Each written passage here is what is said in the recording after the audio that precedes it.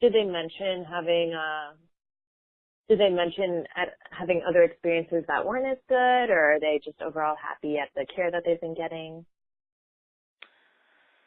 This is a while ago, so I don't recall. It's okay if you don't remember. Hold on. I do have a bunch of notes here on the one patient. Let's see what I wrote.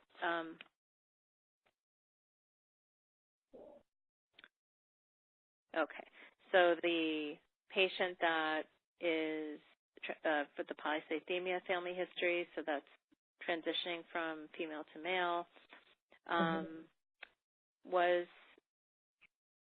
mom originally thought that she was a lesbian.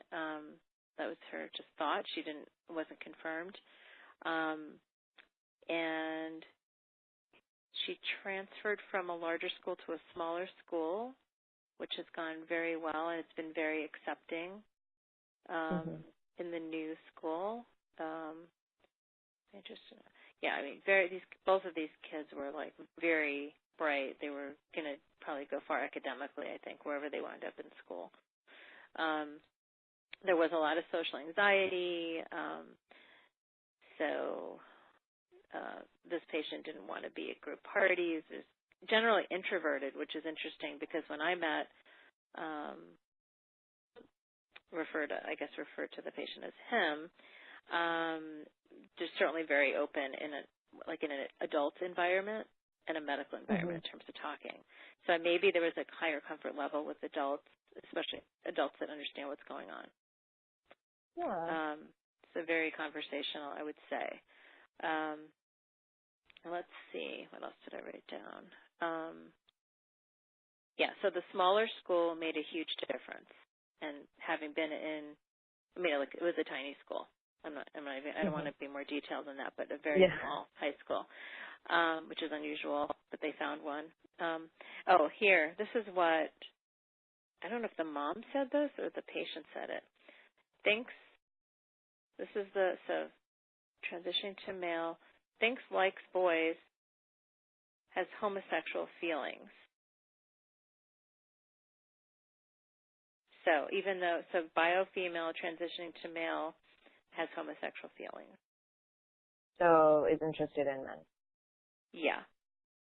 Okay. At this point. And I don't know if that came up because mom told me, honestly, or that was actually told to me. Yeah. But I want to say mom told me because I don't recall having that kind of conversation during the appointment. Yeah. Interesting. Yeah. Diagnosed during cancer work. Cancer stuff, learning disability. There was like some learning disability and reading, but brilliant nonverbal IQ very high. Yeah. So the high intelligence, both cases, I would say. Yeah. High IQ. Not that I had a number, but Right. It seems. Yeah.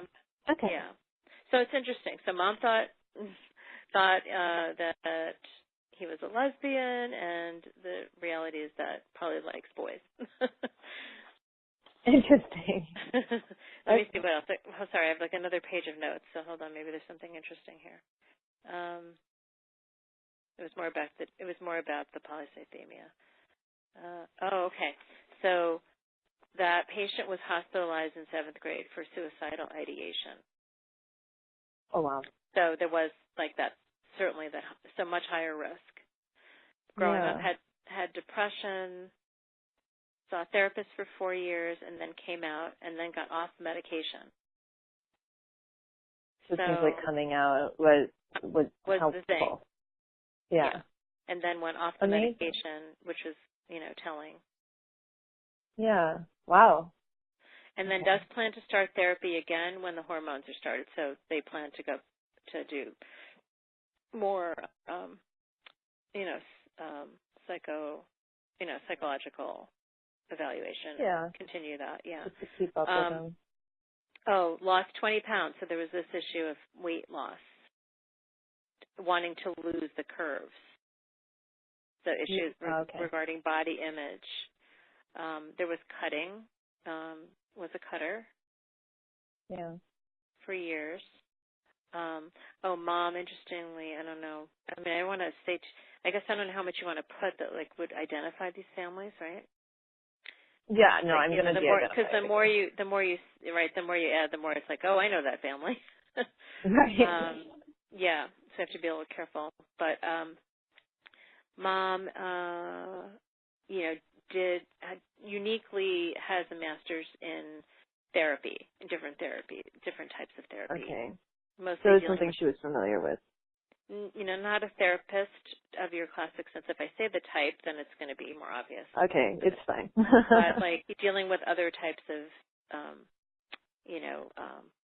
I guess, crises that Yeah. people face, and also kids. So she has like a unique, I guess, capacity, I Background. think, to kind of deal with unusual circumstances. What else? I think that's it. Okay. Yes, I had more And notes there than I thought. yeah, you have a lot of information. I really appreciate it. And I just have a few more questions. Okay. Did you run into any differences administratively with your patients? No. I mean, the genetic testing was covered. I think, if I'm not mistaken, let me take a look at the.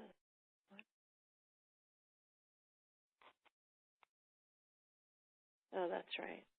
Huh. Oh, just interestingly. Oh yeah, I forgot about that. I don't know if this might be important to note. Because of the family history, expanding the family history on the family with polycythemia, there was also breast cancer. I forgot about that. On the mother's side, and they're also Jewish, like I mentioned. And it was also, I guess it was breast cancer on both her mom and father's side. So I actually wound up counseling mom separately, just regarding breast cancer risk and possibility of a mutation. So I believe she did a panel, like a breast cancer panel, just sort of on the side. So leading to, there's always more, So the more you expand the family history, and then, there became more to offer, I guess. And nothing came out of that, so it was negative. Okay. But so going back, so aside from that, administratively, there were no differences. Billing was fine. Testing the one patient for the BRCA mutation, to my knowledge, there wasn't any unexpected cost out of pocket. Yeah. So, yeah, the insurance I believe, covered it. Okay. And switching gears a little bit, do you have any experience or personal relationships with anyone who identifies as transgender outside of work, like a friend or a family member? I would say I don't, but I do live in a community where there is a large right physically where I live, not too far, there's a community center that is geared towards LGBT transgender population. Okay. So it's something you're familiar with and Oh yeah. I mean, I live I live in a city that's very, and in a neighborhood that community center's walking distance from my house. And so I know this was... Oh, go ahead. Sorry. No, sorry. Keep going. No, I was going to say, it's not that this probably has been the first time in my career where this is, where I've had a transgender patient in my office.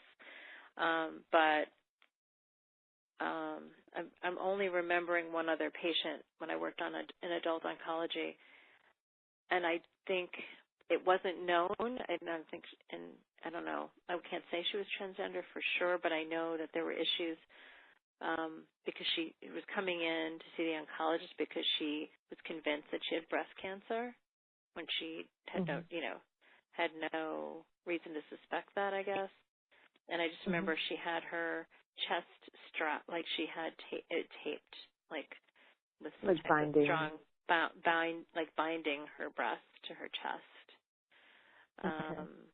So she had, obviously some significant issues with self-image and body, and her issue was breast pain. That's what it was.